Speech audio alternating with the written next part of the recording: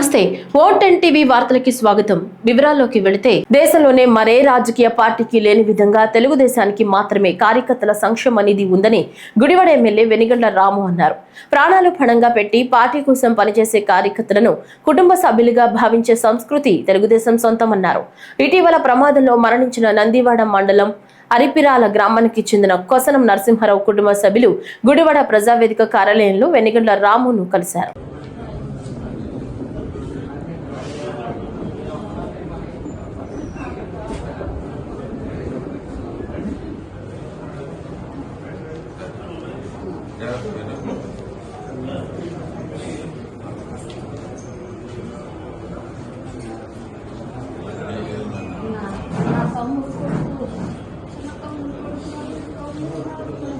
కేంద్ర రాష్ట్ర ప్రభుత్వాల రైతాంగ ప్రజా వ్యతిరేక విధానాలను ఎండగడుతూ విజయవాడలోని ఎంబీవీకే భవన్లో రైతు కూలీ సంఘం రాష్ట్ర సదస్సు జరిగింది.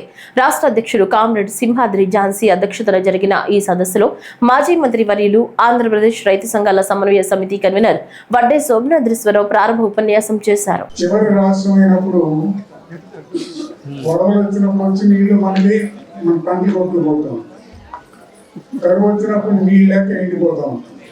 ఈ రెండు మనకి నష్టమే జరిగిస్తూ ఉంటాయి కానీ లాభం జరిగించు. కానీ మనకి మరి భౌగోళికంగా ఉన్న పరిస్థితులు మనం ఎదుర్కోవాలని పరిస్థితి ఉంటుంది. అలాగే ఈ కృష్ణా రివర్ తీసుకున్నట్లయితే సుమారు 1400 కిలోమీటర్లు ప్రయాణం చేస్తే మహాబలేశ్వర దగ్గర స్టార్ట్ అయ్యి మనకి అంశలగిరిలో సముద్రంలో కలిసి అంత దాకా 1400 కిలోమీటర్లు ప్రయాణం చేస్తూ మహారాష్ట్ర, కర్ణాటక, తెలంగాణ, ఆంధ్ర చివరిలో మనం ఇక్కడ కలుస్తాం. దీని 1969లో జస్టిస్ బచావత్ అధ్యక్షతన ఒక కమిటీని ఏర్పరిచి ఒక ట్రిబ్యునల్ ఏర్పరిచి ఈ కృష్ణా జలాన్ని వివిధ రాష్ట్రాల మధ్య ఎలా పంచాలి అనేటువంటి కార్యక్రమాన్ని కేంద్ర ప్రభుత్వానికి అప్పచెప్పింది.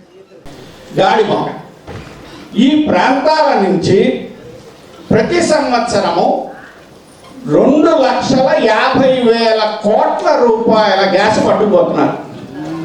2,50,000 కోట్లు. ఇది మామూలు గణాంకాల్లో చెప్పాలంటే 40 MMSCMD అంటే మిలియన్ స్టాండర్డ్ క్యూబిక్ మీటర్ల గ్యాస్ అంటాం. దీన్ని అంటే గ్యాస్ను కొలిచే ఒక ప్రమాణం. ఇంత గ్యాస్ పట్టుకుపోతూ మనకేమిస్తున్నారో తెలుసా? చిల్లు కాడి కూడా ఇవ్వటం. పొద్దున్న లెగిస్తే ఈ చంద్రబాబు నాయుడు గారు నా దగ్గర డబ్బులు లేవు, నా దగ్గర డబ్బులు లేవు, నా దగ్గర డబ్బులు లేవు అంటాడు.